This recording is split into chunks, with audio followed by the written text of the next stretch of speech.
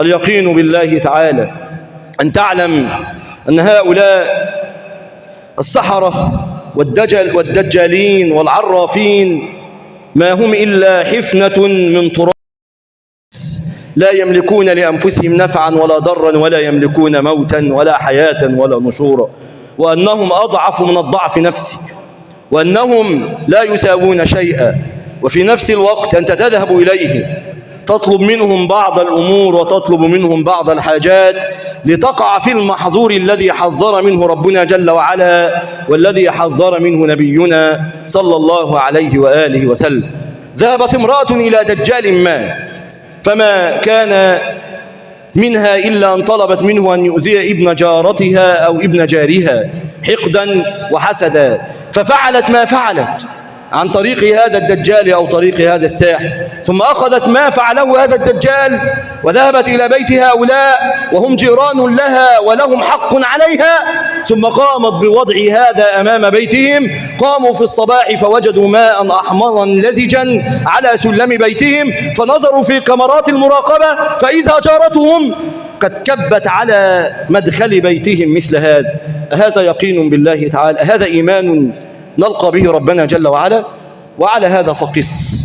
فاعتقد من المسلمين من اعتقد بعض الناس أن هؤلاء السحرة والدجالين والعرافين ينفعون ويضرون من دون الله رب العالمين، فصار الناس يذهبون إليه. وقد وقعت أسناننا وأضراسنا من الكلام في هذا شرك بالله تعالى.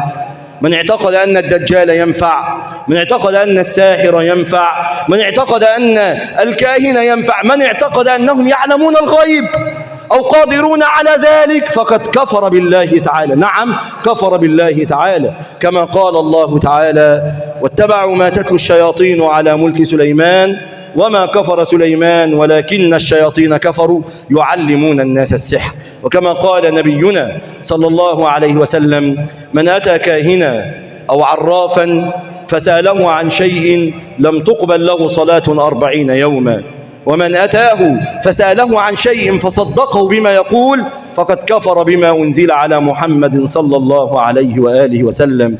مجرد أن تذهب إلى ساحر أو كاهن أو عراف أو منجم أو رمال أو تدخل على صفحاتهم فتستفسر منهم أو تتصل عليهم أو مثل هذه الأمور، فإن نبينا صلى الله عليه وسلم قال: لا تقبل لك صلاة 40 يوما. مجرد السؤال بدون تصديق أو عدم تصديق لن تقبل صلاتك 40 يوما.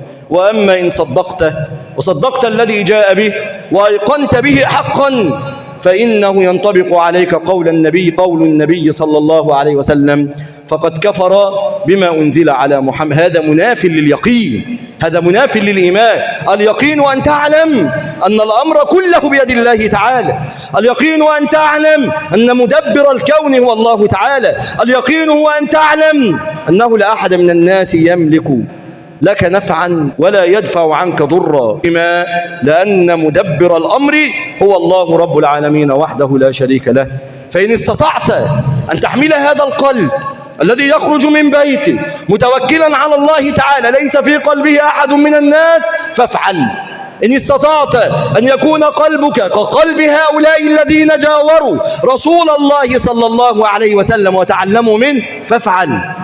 إن استطعت أن يكون قلبك فولاذيا حديديا ليس فيه أحد من الخلق ولا من الناس، مهما بلغت منزلته، مهما بلغت رتبته، مهما بلغ ما بلغ، لا يهز فيك شعرة واحدة لثقتك في الله رب العالمين فافعل. فإن هذا هو اليقين الكامل بالله تعالى، أن تعلم أن أمرك كله بيد الله تعالى.